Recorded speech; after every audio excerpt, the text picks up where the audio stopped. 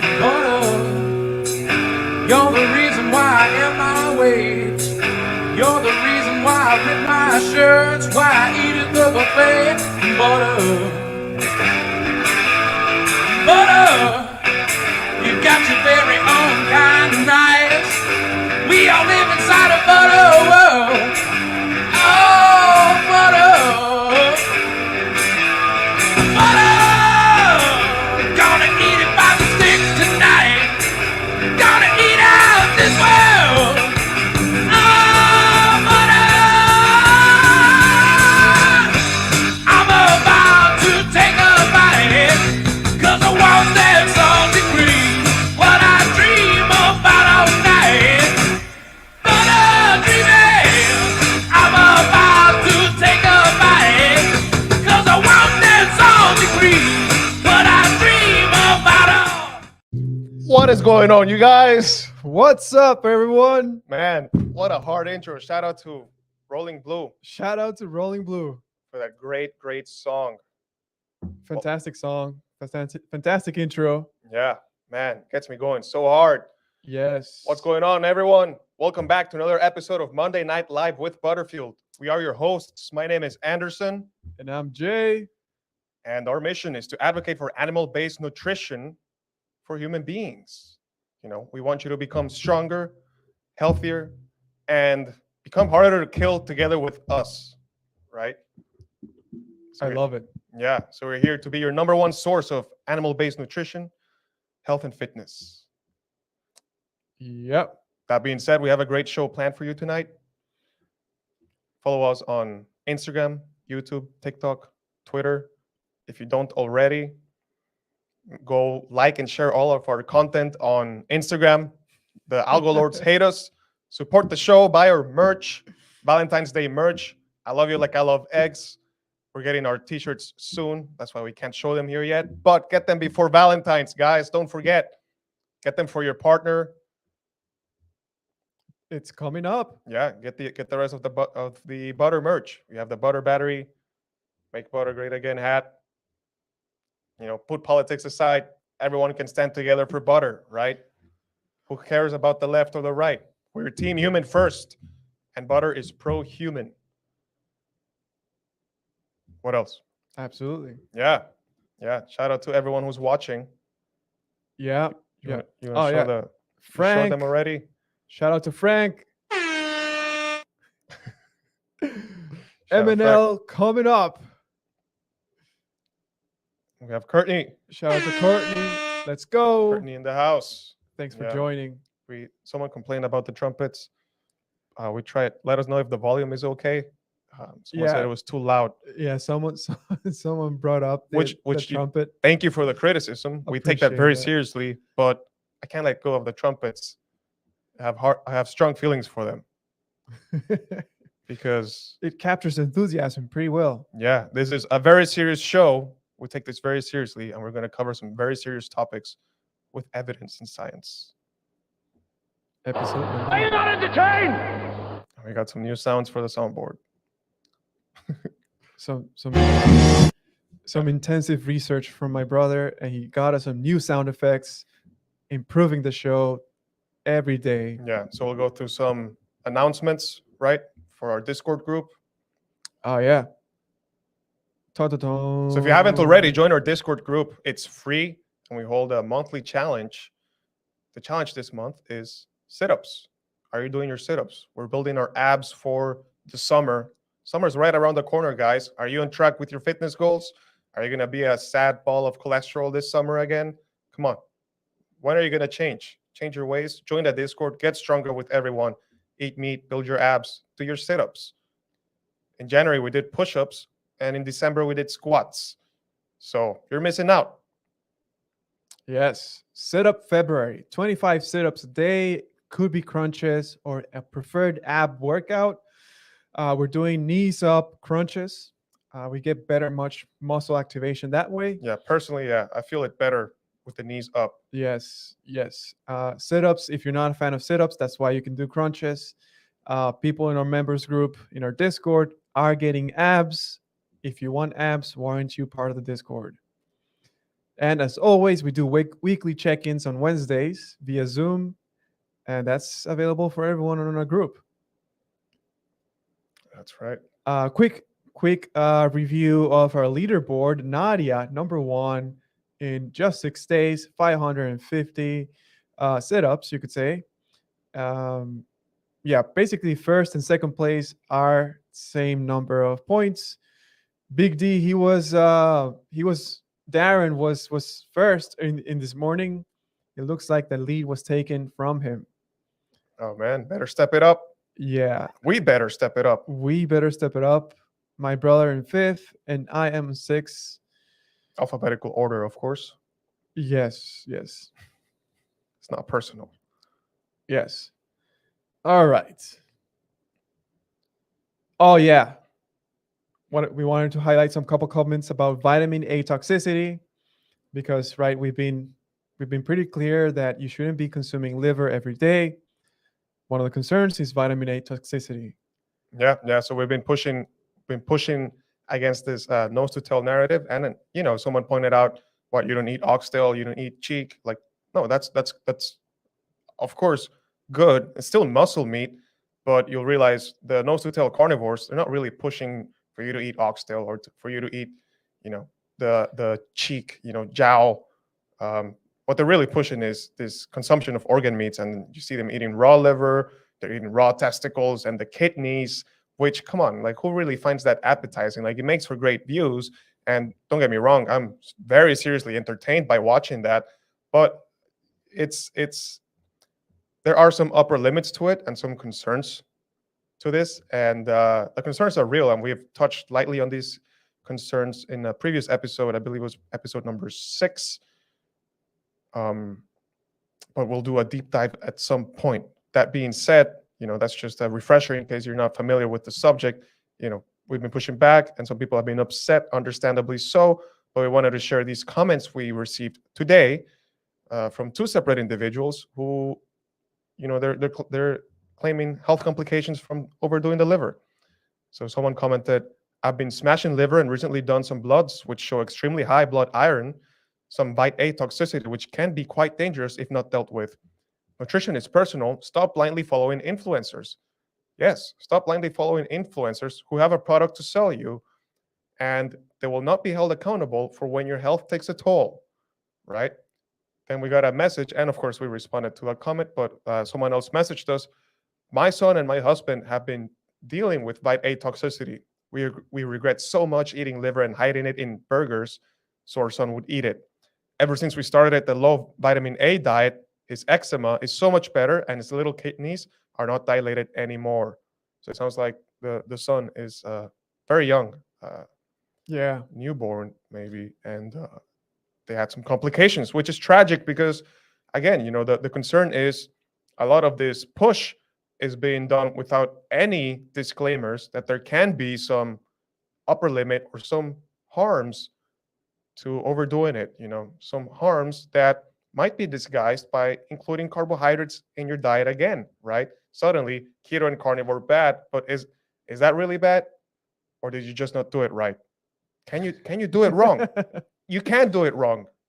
You can't do it wrong. That's all we're here to say. As advocates of the carnivore diet, of animal-based nutrition, it's our responsibility to inform you of these things. How irresponsible would it be if we just didn't let you know? If we found out and we just hid it because, well, it's more important that everyone be consuming nature's multivitamin liver, right? Which is not that appetizing. Let's just be real. I get it. In some occasions, I've been told if you get it really fresh and it's from a healthy cow, the healthiest cow you can find, it can be somewhat appetizing. And I'm sure that's okay. Okay. But what we're saying here is if you're consuming a few pounds in a month, maybe, you might be overdoing it. And again, it accumulates in your liver. That's the concern here. So if you're doing this for a year or for 2, who knows what's going to happen, right? And vitamin A is just one side of the concerns. There's also this whole copper toxicity issue. But again, we're not going to get into that today, even though I could go on forever. But we addressed this in our previous episodes. So if you want to hear more, check it out. And we'll do a deep dive into vitamin A and copper in the future. So if you'd like to hear that, make sure to subscribe. Yes. And yeah, just one other thing to touch on that. It's funny how there, it's pretty clear there's a group of people that say you should be having liver every day, but suddenly they moved out of the carnivore diet. They're no longer following the carnivore diet, but still they're still pushing the liver supplement. When clearly this is what, as you saw in the comments, I know it's just a couple comments, but you see that people are having vitamin A toxicity. So right, so it's not the liver's fault that you've been pushing this all along. It's lack of carbohydrates fault. Yeah, yeah, and and I will say this is nothing new, guys. Like these are just two messages we got today, Monday. Okay, we've been hearing stories about this for like over a year now. People have been discussing. This is not a new issue, but it's not until recently that we're becoming fully informed about what exactly is going on, right? Because some people might say, push back and say, like, well, it's liver, like it comes from the cow, it's natural, so how could that ever be harmful? Well, I'm sorry to break it to you, but it seems very likely that it is, right? I went through the same questions myself, right? I've often wondered, like, am I missing out by not having liver? I've had it. I've had many organs too. But the conclusion is, it really is just as simple as eat meat, eggs, dairy, and seafood. The organs are, Optional at best. yeah, nose to tail, eat the oxtail, eat the jowl. But the organs, unless you enjoy them, and of course, if you want to have heart and tongue, those are also muscles. They're not filter organs. They're not detox organs like liver and kidney, for example. And I know some people will push back saying that they're not filters, but we'll discuss this at some other point because tonight's discussion is addressing the attacks that ketogenic diets have received. Right? Yes. That's what you're here for. That's what you want to listen to. Is it true? Is keto making me chronically stressed? Do I really need to add some dietary glucose, sucrose, carbohydrates to my diet? Yeah. Yeah. So yeah, this is the study that is currently being used. It's not a new study. It's been pulled up before, and it's been addressed before. So yeah, the study is dietary macronutrient content alters cortisol metabolism independently of body weight changes in obese men. Right. Should I pull the study up? Yeah, we can just walk people through it. So guys, we'll show you everything on the screen. Yeah. Because we're not making anything up. We're literally going to read from the screen to you. Okay. And then we're here to interpret the things. So, some of this stuff gets really technical. So I don't blame you if you feel confused. But at the end, we're going to wrap it all up. So it just makes sense in layman terms. Yeah. Okay. So this study, very straightforward. They put a group of obese people in a low carb, high fat diet, and they put another one in medium fat, medium carb diet, and then they measured the cortisol in their system, right? So 17 obese men received 4-week ad libitum high fat, low carbohydrate versus moderate fat, moderate carbohydrate. There you go. 6 obese men participated in a similar study with isocaloric feeding. Both high fat, low carb, medium fat, medium carb diets induced weight loss. So everyone lost weight. Yeah. That's good to know. Good for them. And then they go into the mechanisms of cortisol, which, big mouthfuls. So the high fat, low carb, but not the moderate fat, moderate carb increased 11 beta hydroxysteroid dehydrogenase type 1 Wow. activity. Say it again. 11 beta hydroxysteroid dehydrogenase type 1. There you go. Rates of appearance of cortisol and 9-12-12 cortisol and reduced urinary excretion of 5-alpha and 5-beta reduced cortisol metabolites and cortisol clearance. Okay, so basically saying high fat, low carb increased the activity of cortisol appearance and reduced the accretion of cortisol metabolites and cortisol clearance. Yeah, that's the change that occurred in the cortisol metabolism, right? Let's read the conclusion. That Yeah. wraps it up really nicely. So it says, low carbohydrate diet alters cortisol metabolism independently of weight loss. In obese men, this enhances cortisol regeneration by 11 beta HSD1 and reduces cortisol inactivation by A ring reductases in liver without affecting adipose 11 beta HSD1. Okay, and this is the study that, of course, Paul quotes, and that's where he makes the claim that by increasing regeneration by the 11 beta HSD1 enzyme, this is showing increased cortisol in the obese people who underwent the keto intervention in this 4-week study. Therefore, ketogenic diets are chronically stressful. Okay? Did you pay attention? I'm going to say that again, okay? The claim that he makes, this is not a new claim, by the way. This is straight out of the Ray textbook. Like, people have been sending us this study since before a year ago, and we haven't been around for that long. But this is nothing new. You know, this study is from 2005, okay? So this argument, anyways, I'm going to say that again. Wait, you want to scroll down? Yeah, so the low carbohydrate diet enhances cortisol regeneration by 11 beta HSD1 and reduces the inactivation. Okay. So the claim he makes is this makes ketogenic diets chronically stressful. So you should add carbs. Well, it's not really that simple. Okay. It's not really that simple. And we're going to walk you through it because cortisol metabolism is not straightforward, right? Nothing is straightforward when it comes to health. This is like blaming LDL cholesterol for heart attacks. It's not that simple. You got to take everything into the context, right? You got to take the individual into context. Are we talking about an obese, overweight person or an otherwise healthy weight individual, right? Are we talking about LDL? Are we talking small dense LDL or are we talking big particle LDL, right? Are we talking high triglycerides, low triglycerides? You see what I'm saying? Context. Cortisol metabolism is not that straightforward, and this is not indicative that keto diets are chronically stressful by any means. Again, it's a 4-week diet, and just off the bat, you should understand keto adaptation takes up to 12 weeks, and they were restricting obese people from carbs. So, should keto diets be stressful, it makes sense that an obese individual being restricted from donuts will feel stressed for 4 weeks because carbs are addictive, guys. Yeah. Carbs are addictive. Don't forget. Yeah. Even if it were stressful, you could maybe say it's because they were stressed by removing the carbs. That's not what we're saying, though, because that's not what the study shows. Okay. We have to dive into the cortisol metabolism. But anyways, what's the next point we have? Yes. So the 4-week study, short term, because it was only 4 weeks, yet you're making the conclusion is chronic. It's obese guys.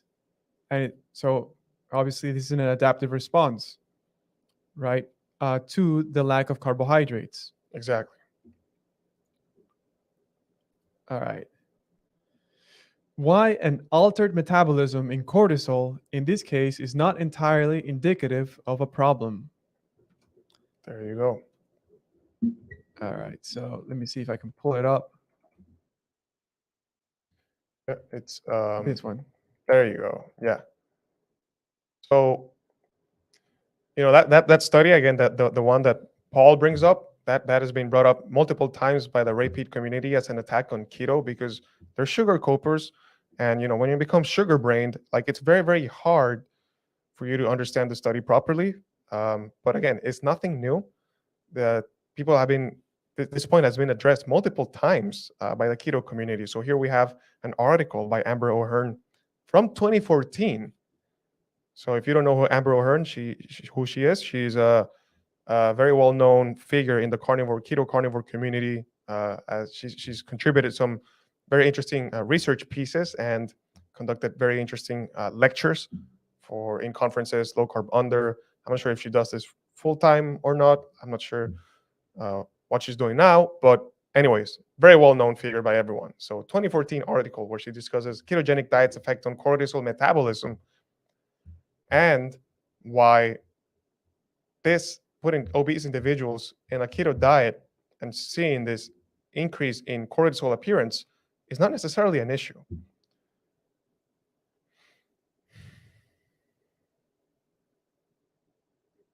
Yeah. Yeah. So there you go. Let's read the bullet points. Bullet point number 1. The claims that these people make is ketogenic diets may raise certain measures of cortisol. Point number 2, chronically elevated cortisol is correlated with metabolic syndrome. Therefore, higher cortisol measures may indicate the onset of metabolic syndrome. Boom. And then third, ketogenic diets could cause metabolic syndrome, right? So it's kind of similar to, keto increases cortisol, cortisol makes you fat. Keto increases cortisol, they make you chronically stressed, chronic stress makes you fat, which is not really true because we know ketogenic diets, low carbohydrate diets, they're very effective in fixing metabolic syndrome, pretty much. Yeah, we just keep scrolling down.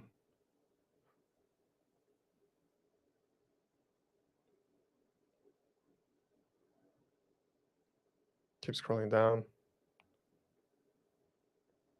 Yeah, it's a long article. You should definitely check it out if you're interested in learning more. But keep scrolling down. Yeah, just there's the part that we want to highlight further down. Yeah, how is cortisol associated with metabolic syndrome? So I'm not sure if this is one of the next points we cover, but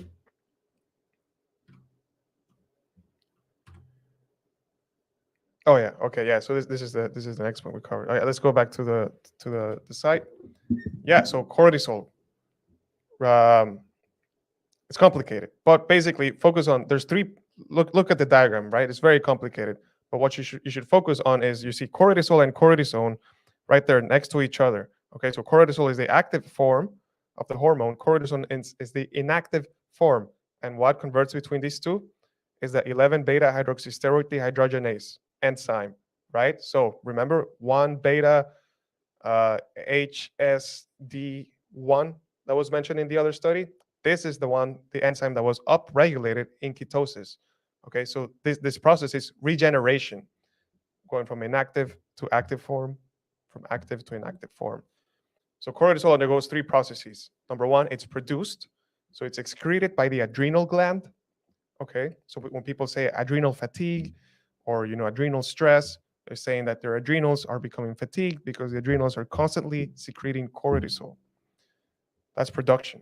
Then there's regeneration, where the cortisol is regenerated from its inactive form. And then there's clearance, right? Excretion, right? The removal of the metabolites. And as you can see, there's many metabolites involved in the process. That doesn't matter. But what matters is realizing that cortisol balance is actually the net product of production minus clearance, production plus regeneration minus clearance, right? Does that make sense? So the study highlighted that regeneration increased now, but clearance decreased. Okay, so a question worth asking then is, knowing these 3 processes, what does the profile look like in someone with metabolic syndrome, right? And what does the profile look like in someone that's healthy or otherwise on a ketogenic diet, right? Do you understand? Does that make sense? What would the profile look like in someone who has metabolic syndrome?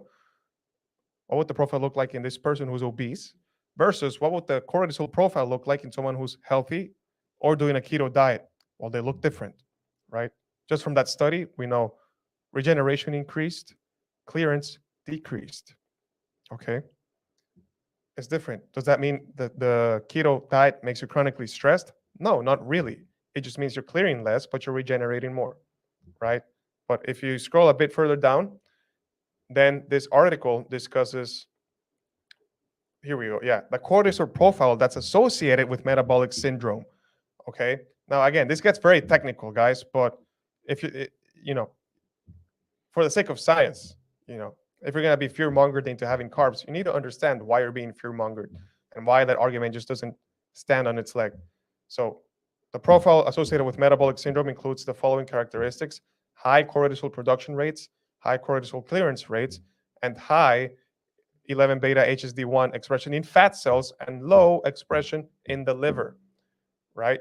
So what it's saying is, in someone with metabolic syndrome who's obese, cortisol is being produced at high rates, it's being cleared at high rates, and it's being regenerated in the adipose tissue, not in the liver. So what do you suppose this profile looks like in someone who is healthy? Let me see. Does she mention it in this article? Okay, yeah. So how does a ketogenic diet affect the relevant cortisol measures? And it's funny, she quotes this exact same study. So the second paragraph says, for the high-fat, low-carb group, the metabolic syndrome pattern was reversed. Blood cortisol went up, but the clearance went down and regeneration went up, right? This was apparently due to an increase of the enzyme 11-beta HSD1 activity in the liver. So yeah, so does that make sense? Yeah. Yeah. So the same study is telling you regeneration went up, clearance went down, and the appearance of the cortisol in the blood went higher. Does that mean that this person is chronically stressed? Well, who might be chronically stressed? An otherwise unhealthy, obese individual, or someone who is, becoming adapted to ketosis. So clearly, the profile was not changed in the people who were still consuming high carbs or medium carbs in that study. Yeah. Yeah. Yeah, just and to bring out her point, she actually says that the ketogenic diet actually improved the cortisol profile of the participants, making it less like the cortisol profile seen in metabolic syndrome. Right. So, yeah, the study was just wrong. Yeah. Well, the claims that Paul makes from that study are objectively, just factually incorrect, right? Again, you look at the profile, you see that the profile improved in these individuals. So think about it like the regeneration went up, clearance went down. Someone that's stressed has a high production rate of cortisol and a high clearance rate. So the adrenals have to be stressed, have to work extra hard to keep up with the cortisol. If the clearance goes down, but the regeneration goes up, it means the production also has to go down. So the adrenals are less stressed despite the higher appearance of cortisol in the blood. Okay, it's confusing, but if you sit down and you pay attention and you really think about it, it'll make perfect sense, right? It'll make perfect sense. And the regeneration is no longer occurring in the adipose tissue, it's occurring in the liver, okay, which is aligned with the profile of an otherwise healthy individual, okay? And also, cortisol isn't always bad, right? We know this, right? Working out increases your cortisol. Waking up increases your cortisol. Are we supposed to say that waking up makes you chronically stressed? Are we supposed to say that exercising makes you chronically stressed? Or could it have a, what's the word? It could have a hormetic effect, right? So you become stressed, but the hormesis will make you adapted to the stress at the end, making you more resilient as an individual. Yeah. Yeah. That's quite a mouthful. Yep. Yep. Yeah, we summarize it on this slide by saying cortisol levels are affected by production, but they are also affected by regeneration and clearance, what you've been addressing. In other words, if regeneration were increased or clearance decreased, levels could go up even if production stayed the same or went down. For example, a similar situation with blood glucose and faulty interference about glucose production rates. This means that levels can look similar even when cortisol metabolism is very different. There you have it. And yeah, cortisol metabolism in unhealthy obese individuals versus healthy individuals.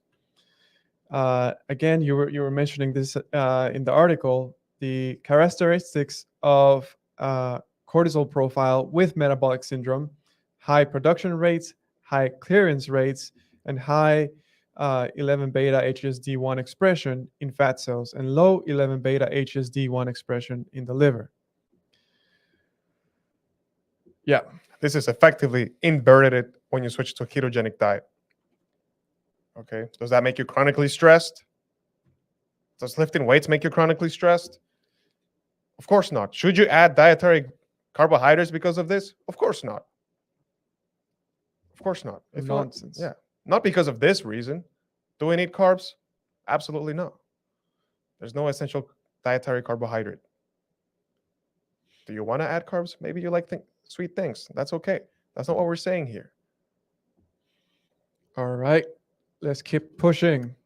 Let's see. So next up is MGO. Yeah. So the second claim made by Paul. Why MGO may not be an issue. Well, Paul said MGO is an issue in the ketogenic context. We're saying here is not an issue in the ketogenic context. And for that, we have an article from Mark Sisson. Mark Sisson? Yeah.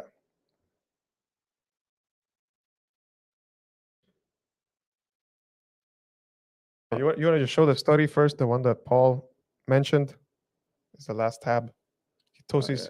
Yeah, so this is the study that Paul shows. Basically, ketosis leads to increased methylglyoxal production on the Atkins diet. So if you highlight there where it says 2.12 fold, we found. Since methylglyoxal and its byproducts are recognized as a significant cause of blood vessel and tissue damage, we measured methylglyoxal, acetone, and acetol in subjects on the Atkins diet. We found that 14 to 28 days, methylglyoxal levels rose 1.67-fold, and acetol and acetone levels increased 2.7, 6.12-fold, respectively. Samples from subjects with ketosis showed even greater increases in methylglyoxal, as well as acetol and acetone, which increases 4.19 and 7.9, respectively, while no changes were seen in the samples from non-compliant, non-ketotic subjects. Yeah, there you go. So the claim he makes is, you see that 2.12-fold increase in ketosis, 2.12-fold increase of methylglyoxal in the individuals who achieved ketosis. And the claim he makes is, therefore, keto increases advanced glycation end products, which, I get it. This could be an alarming study, but suppose maybe there's more context to it. Suppose maybe there's an adaptive stress response taking place. What is methylglyoxal? How does it compare to other glycating agents? All of these questions remain unanswered from Paul's claims. But no worries, That's why we're here. And we have this article by Mark Sisson from 2019. Again, this is nothing new. This has been addressed in the past. These arguments have been brought up in the past. Keto has been attacked multiple times, and other experts in this field have already done the hard work. We're not here trying to pass these ideas as our own, unlike other individuals who are trying to pass old repeat ideas as their own. But there we go. Yeah. Ketosis and methylglyoxal. Yeah, so the article starts with, hey, Mark, did you see this study? Ketosis unlocks a new antioxidant system. Pretty cool stuff. Just thought I'd pass it along. Yeah. So he goes on to say that ketogenic diets have antioxidant effects, and the ketone bodies themselves are directly involved in the detoxification of otherwise toxic compounds like methylglyoxal. There you go. Yeah, he says, do you want to read? Yeah, methylglyoxal is one of the most reactive agents our body encounter. Many of basic diseases of civilization like diabetes, hypertension, and heart disease feature elevated methylglyoxal levels. Causation is likely. Heck, it can even possess the ability to corrupt HDL. What makes these new studies so interesting is that ketogenic diets have gotten a bad rap for their supposed effects on methylglyoxal levels in the past.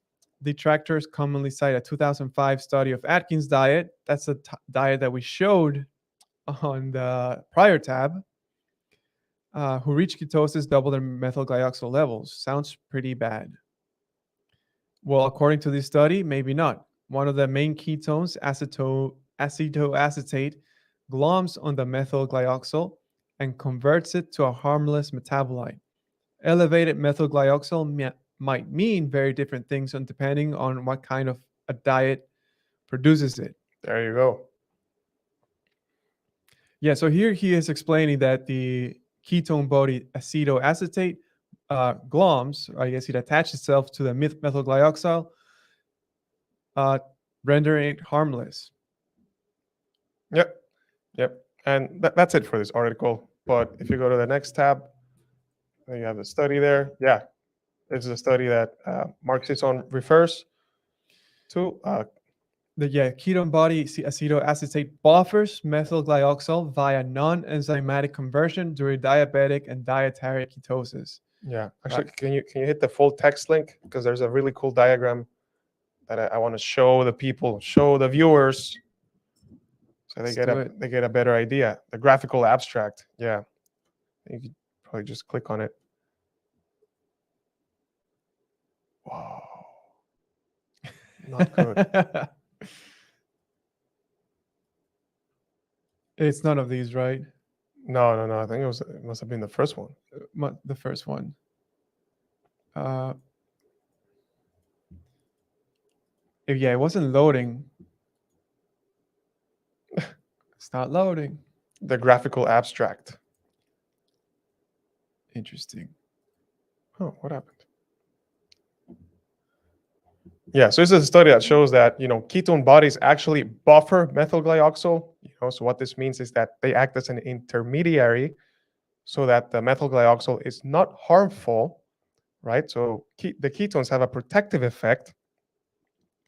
When it becomes buffered, the compound is no longer harmful to the body, and that allows for the body to actually process it and clear it from the system. How amazing are ketones? Yeah, you can see that diagram, right? Yeah, methylglyoxal plus acetoacetate, they make that compound highlighted in red, which is not harmful anymore to the body, right? So ketones have a protective effect. That's the takeaway from this. Methylglyoxal, bad for ketosis? Not really. Ketones protect you from MGO, methylglyoxal. Yeah. Yeah, and this is again, this is nothing new. Obviously, Mark Sisson wrote about it in 2019. And I think this paper is from 2017. 2017, correct. Yeah, August 17, 2017.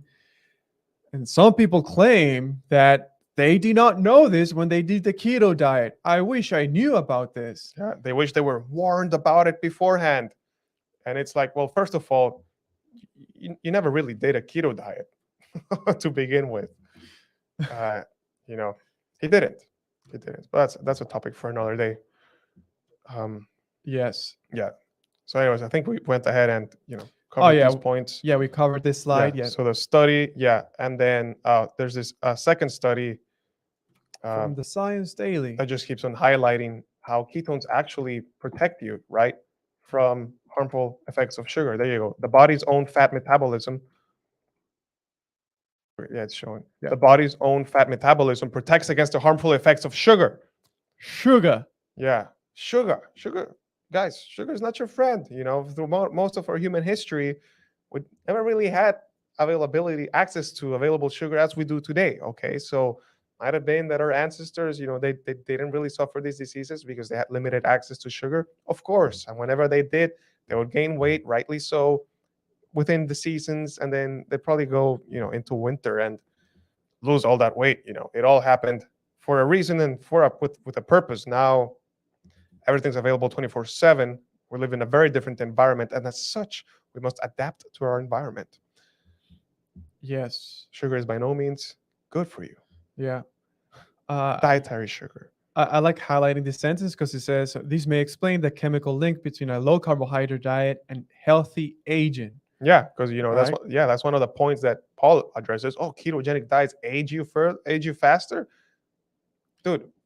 Again. So ketogenic diets can avert the damage that can in turn lead to age-related diseases such as diabetes, Alzheimer's, and cancer. Okay, this indicates that we have a detoxification system which we were not previously aware of. Wow, from 2017. Yeah, pretty amazing stuff. Just scroll down further. Scroll down. There's just a really salient paragraph I want to share with the viewers. The second one. Esti- Second one below, unexpected chemistry. Oh yeah, so this is addressing the methylglyoxal. Newly discovered process involves one type of metabolite, the ketone acetoacetate, which originates from the body's fat metabolism, capturing and inhibiting another type of metabolite, methylglyoxal, which originates from the body's sugar metabolism. Did you hear that? Where does methylglyoxal come from? Sugar metabolism. Okay. Bum bum bum. Do you have a And who's pushing sugar more now than ever? Well, Yeah. Ray Peters. yeah. Ray Peters. can't handle the truth. Bioenergetics, right? They call themselves bioenergetics or pro-metabolic. Those are beautiful labels. Yeah. Obviously not grounded in reality. You can't handle the truth. Sugar brains can't handle the truth. Yeah. They like their sugar and they will justify it by any means necessary. Yeah, they will literally pull up the studies and reach the opposite conclusions from what they really mean to fearmonger you into consuming sugar. Okay. And this is, again, this narrative is nothing new. Paul is just like discovering it for the first time. I don't want to bash on Paul. I'm not here to attack anyone. We're showing you the studies. We're taking you right through this, right? Because if you're going to be fearmongered into eating carbs for the wrong reasons, not that there are any valid reasons, as far as I've seen, I'm open to being wrong, and this will be recorded for the rest of history. I'll be able to address back to this point and be like, well, I was wrong that one time because we actually need dietary sugar for this. I don't think that'll happen, but there you have it. It's pretty clear. Ketones, they do something in our bodies. They protect us from, age-related diseases. They protect us from methylglyoxal. People who go on carnivore, low-carb diets, they fix a whole host of issues, digestive issues. They fix chronic inflammatory issues. They fix chronic pain. They fix mental health issues. So, all I'm seeing is the lower carb you go, the more meat you eat. It's a very clear trend, right? You don't need to overcomplicate it. It's literally just cut down to low to zero, right? If you wanna be healthy and protect yourself. And yeah, anyways, we have a couple more studies to go through. Yes. Let's keep pushing. Yeah. MGO is a byproduct of hyperglycemia. So there you go. Yeah. All right, so we'll show that here. Give you the full context, right? Because this podcast is a very serious show, not like the other ones. We're just giving you, a very biased point of view. They're just selling you fear. Yeah, and they just, but you're not seeing success. It's because you're not consuming enough organs. Here's some pills. You can't have organs. Here's some pills. Yeah, for $60-$70 a month. It's not the vitamin A toxicity that made me move away from this way of eating. It's the lack of carbohydrates. Yep. Okay. Hyperglycemia impairs proteasome function by methylglyoxal. All right. The ubiquitin proteasome system is a main degradation machinery for intracellularly altered proteins. Hyperglycemia has been shown to increase intracellular levels of reactive dicarbonyl methylglyoxal, MGO, in cells damaged by diabetes, resulting in modification of proteins and alterations of their function. All right, in this study, the influence of MGO derived advanced glycation end product AGE formation on the activity of the proteasome was investigated in vitro and in vivo. Yeah. So basically what they're saying is, MGO is an issue in diabetic folks. And this study, they looked into it. What was going on, right? So there you have it. MGO in diabetic folks is an issue. Is it an issue in a ketogenic context? Well, that's very different from someone who is otherwise unhealthy, suffering from diabetes. Okay, like the number one risk factor for virtually any and all disease today. So hyperglycemia, that means high blood glucose levels. So diabetic people have high blood glucose levels. That means they cannot store all that blood glucose. And also, because of the high blood glucose, they also have high MGO levels. right? Am I saying that right? Yes. Yes. All right. So, again, this is a in vivo and in vitro study, right? So those do come with drawbacks, but yeah, it's important to highlight here. Yeah. Yeah. The focus is hyperglycemia, high blood sugar, leads to MGO, which leads to the advanced glycation end products, right? It's very different situation from someone doing a keto diet. Yeah. And again, keto diets will protect you from this damage, actually. So, and this damage comes from glucose. Okay, Yeah. Yeah. Yeah. It- nothing's changed. Everything's still the same, guys. Yeah. Basically saying, yeah, the results indicate a new link between hyperglycemia and impairment of cell functions. So, oh yeah, you have hyperglycemia, you have MGO getting formed, MGO is damaging the cell functions. Yeah. Yep. Yeah. So I think that settles it. Yeah. So we nipped it at the bud. Ketogenic diets make you chronically stressed. Well, not really. They improve your cortisol metabolism, right? Ketogenic diets increase MGO and increase the risk of oxidative advanced glycation end products, and they age you faster. Well, not really. Ketones protect you from MGO, and MGO is the result from hyperglycemia, sugar metabolism. Yeah. Nipped at the bud. Yeah, and it's crazy. It really baffles me that this person, he's recommending honey to diabetics, right? Honey is sweet, man. It has fructose and glucose. Haram! And here we are seeing that diabetic people have hyperglycemia and are producing MGO, the thing that he's blaming keto for. So it's like, he's playing you doing the playbook again. It wasn't the liver that did it; it was the lack of carbs. For diabetics, it's the I don't know what. It's the seed oils. It's the seed oils. Yes, they're bad, but it looks like high sugar produces MGO, the thing that you're blaming keto for. So you're passing the blame across the hallway.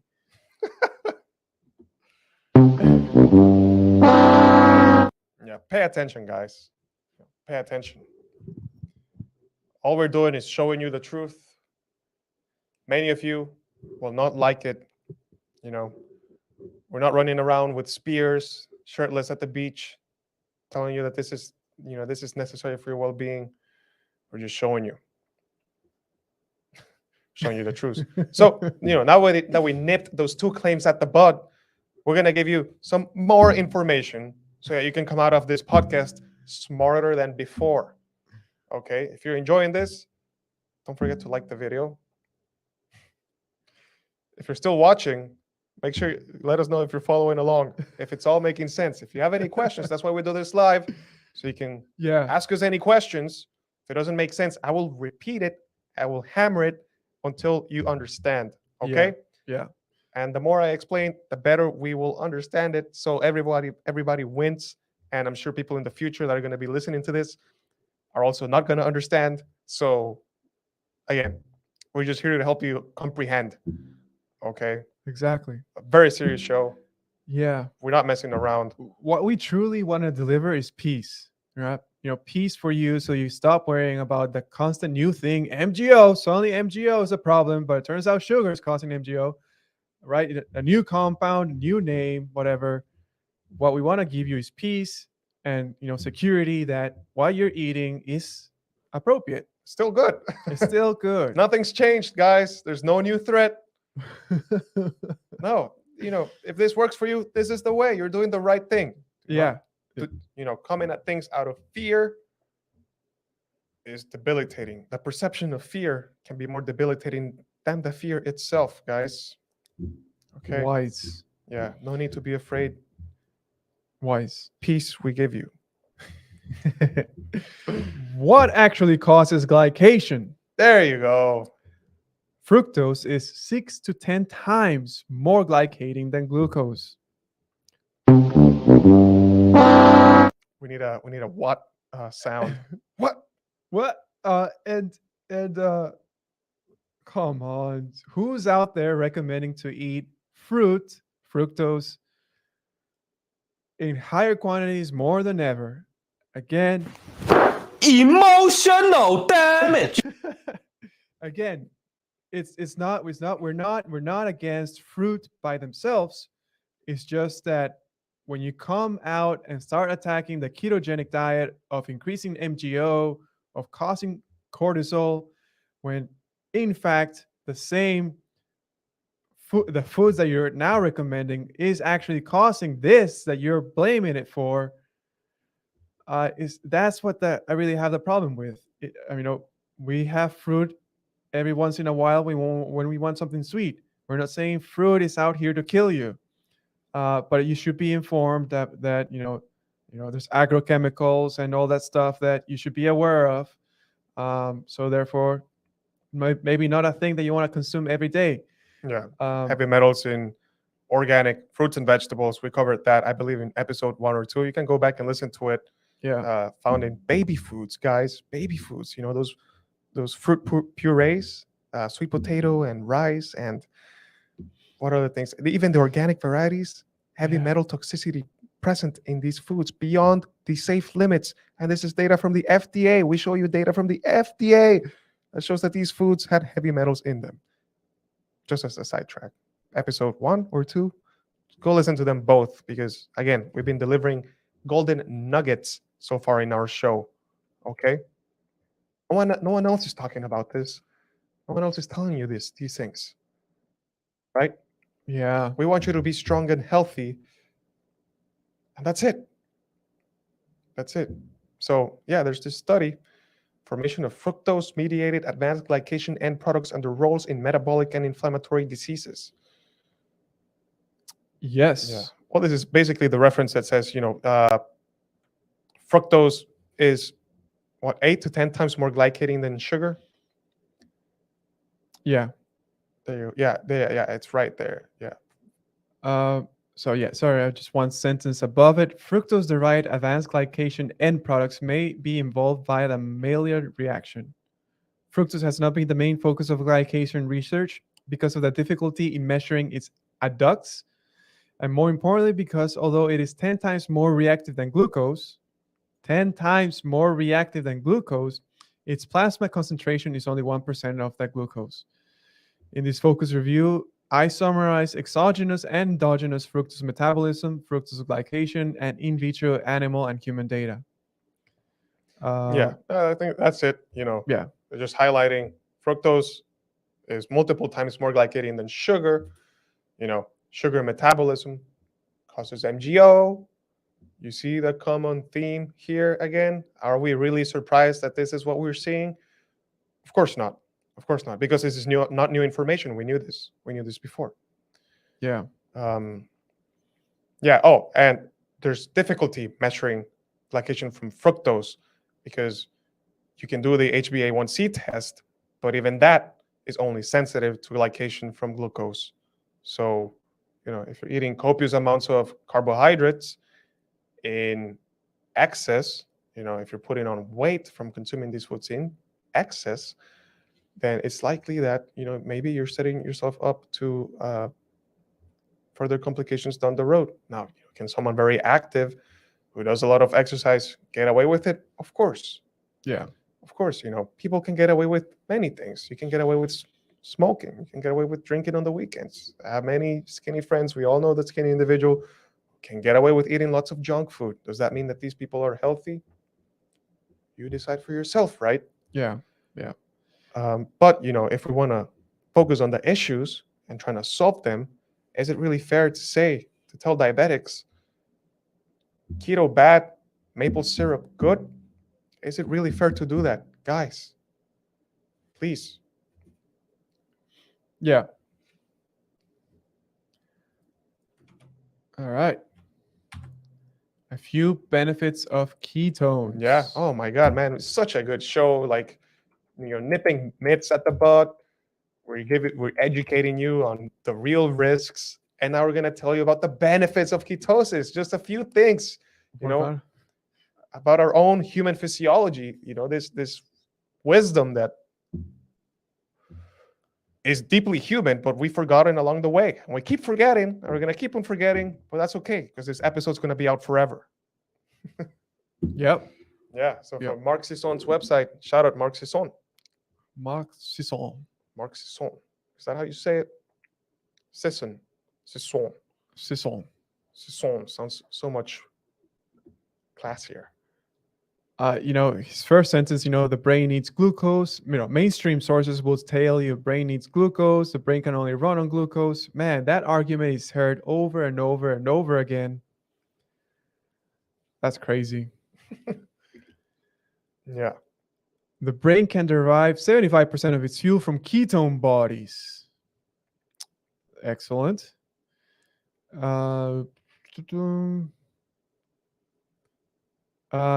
our brains couldn't utilize fat-derived ketones, we'd drop dead as soon as our liver had exhausted its capacity to churn out glucose. Yeah.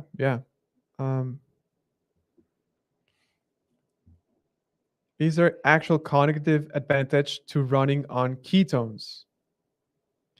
It certainly helps people with neurodegeneration. Yep. We spoke to someone who used a keto diet to not cure, but control their epilepsy. Their seizures stopped. Actually, yeah, we've talked to two people who had seizures stopped by switching their diet. Our first episode with Coach Jen Winkler. Shout out Coach Jen.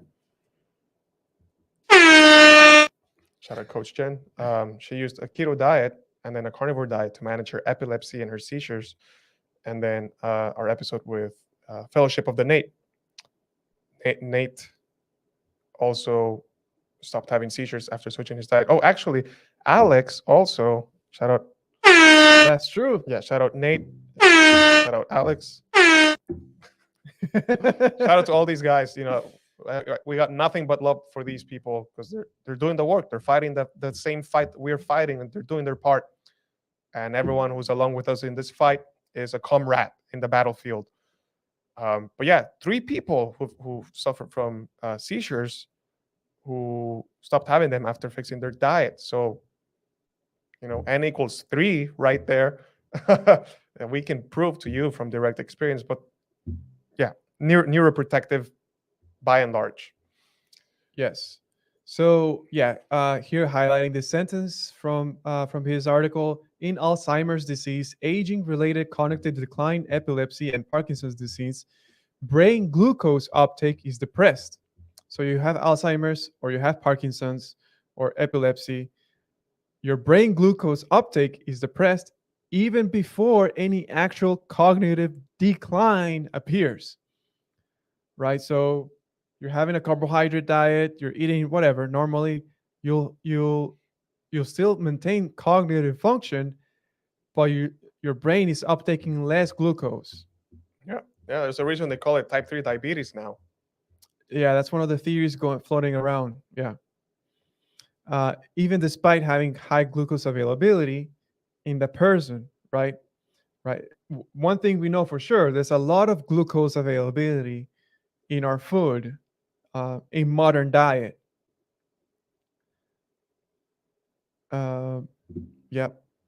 Ketones act as an alternative energy source for glucose-starved brains. It's no coincidence that ketogenic diets can improve symptoms and in some cases abolish them. Abolish them. And cognitive function in all 4 conditions. 4 conditions being Alzheimer's, Parkinson's, epilepsy, or aging-related cognitive decline. Yes. Yeah. So I think it goes on to mention some of the other benefits. This one. Yeah. Brain mitochondrial biogenesis. Ketosis upregulates mitochondrial biogenesis in the brain. It literally creates new power plants in the brain that are good at burning fat-derived fuel. This upregulation is actually responsible for anticonvulsant benefits in patients with epilepsy and likely the benefits seen in other brain disorders with glucose uptake problems. Nice. There you go. Yeah. Yeah. Brain fog clearance. Elevated ammonia levels, depressed GABA levels contribute to a condition called brain fog. We've all had it. Everything's muffled. Your synapses fire blanks. Your neuronal communication medium is cold molasses. Work suffers. Nothing gets done. Yeah. So there you read the last paragraph. Yeah. So the GABA, that's important. Ketosis increases GABA signaling. GABA is that chill out neurotransmitter. It opposes glutamate, the excitatory neurotransmitter. We need both the cognitive function, or else we wouldn't make both. But too much glutamate can lead to neuronal injury and neurodegeneration. GABA is a counterbalance. Nice. Yeah. So understated benefits of ketosis, guys. Yeah. Yeah. Euphoria infusion. Ketone bodies are known to increase feelings of euphoria in some people. That's awesome. Yeah. Get high on ketones, guys. It's the good stuff. I have a perfect sound for this.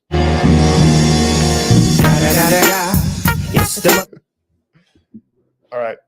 Yes. Breastfeeding. Breastfed infants are in a mild state of ketosis. More meals, less snacking, like ketosis in between meals, assuming fat adaptation. And then he goes into fasting. You can fasting induces ketosis really quickly. Yeah, he's just giving tips. Yeah, I think he covered most of it. Just a few of the benefits. Off the top of my head, another benefit of ketosis is the upregulation of glutathione. Glutathione is the master antioxidant, strongest antioxidant produced endogenously by your body.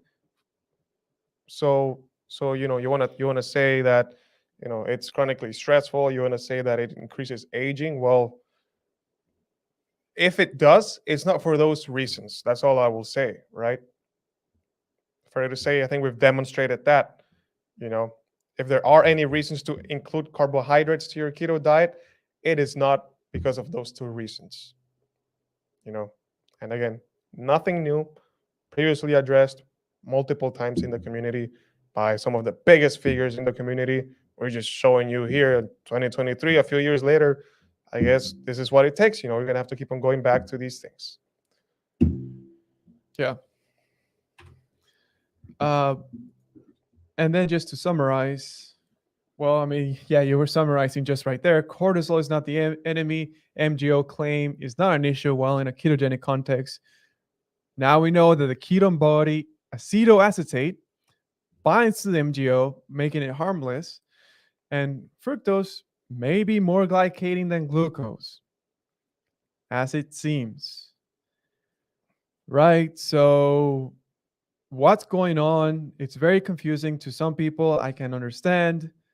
Again, what we want to give you is the peace, free your mind from these fear mongering, right? The claim MGO is bad. I know we mentioned this before, but MGO, funnily enough, happens from sugar. And who is advocating for more sugar than ever? Someone who's eating 60 to 70 to 80% of their calories from carbohydrates. Yeah, around 300 grams of carbs, guys. 300 grams of carbs. And ask yourself this question. And we'll close with this question. If the whole world went carnivore diet, what do you think would happen in a year? If the whole world went Paul Saladino diet, what do you think would happen in a year? I would argue carnivore probably fix most of the metabolic issues, fix diabetes, fix heart attacks, really just lead to a more sane population. It would probably fix our politics and war. Like, I'd really even go as far as saying that if people started eating this high fruit, high sugar, plant-based version of Paul Saladino's diet, you'd probably get fatty liver. So what problems are we trying to solve? What's the whole point of what we're doing here, right? Just ask yourself these questions. Yes. But that being said, thanks everyone for Thank tuning you, in. everyone. Oh wait, do we have a Q&A section after this? Yeah. Q&A. Any questions? We're taking questions. Yes, I think there's 1 or 2 souls left. We're still watching. Thank you for tuning in. Thank you for tuning in. Thank Yeah. you for hanging in there with us. We know it's a complicated subject, but if you didn't understand, let us know. If you disagree, let us know. Yeah, and remember, if you have to disagree with our defense on MGO, or you have to disagree with our defense on cortisol, right? Right. That's what we are arguing here. Yes, yes. Some people are gonna start arguing, but you need carbs. Okay, we can have that debate, but that's not the topic of what we're talking here. Yeah. Some people are gonna be like, oh, Oatmeal, I need my oatmeal. Okay, you want to eat cardboard? Okay, dude. nutritional equivalent to cardboard. I'm not gonna stop you. Yeah. Hey, shout out Courtney. Shout out to Courtney. Life is stressful with or without keto. Keto helps, if you ask me. Yes, there you go. Because again, the whole point is not to, people don't, what's a good way to say it? People don't find a diet that works for them to be a keto dieter or to be a carnivore dieter. They find the way of eating that suits them and is sustainable for them so that they can live in peace. Right? That's the end goal here. The end goal is not to just, hammer down your way of eating as a religion to others. No. But again, as you said many times, we're here to offer you peace. That's what we want to give you, right?